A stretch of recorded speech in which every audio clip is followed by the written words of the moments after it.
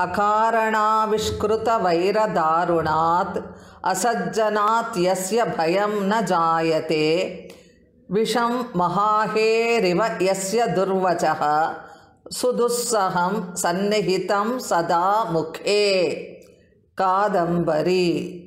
ಕಾರಣವೇ ಇಲ್ಲದೆ ದಾರುಣವಾದ ಹಗೆತನವನ್ನು ತೋರುವ ದುಷ್ಟರನ್ನು ಕಂಡರೆ ಯಾರಿಗೆ ತಾನೇ ಹೆದರಿಕೆಯಾಗುವುದಿಲ್ಲ. ಸದಾ ಬಾಯಲ್ಲಿ ಸಹಿಸಲಾಗದ ದುಷ್ಟ ಮಾತುಗಳನ್ನು ಸರ್ಪದ ಬಾಯಲ್ಲಿ ವಿಷವಿರುವಂತೆ ಇಟ್ಟುಕೊಂಡಿದ್ದರೆ ಯಾರಿಗೆ ಭಯವಾಗುವುದಿಲ್ಲ. Who doesn't get scared when they witness evil people showing fierce hostility for no reason?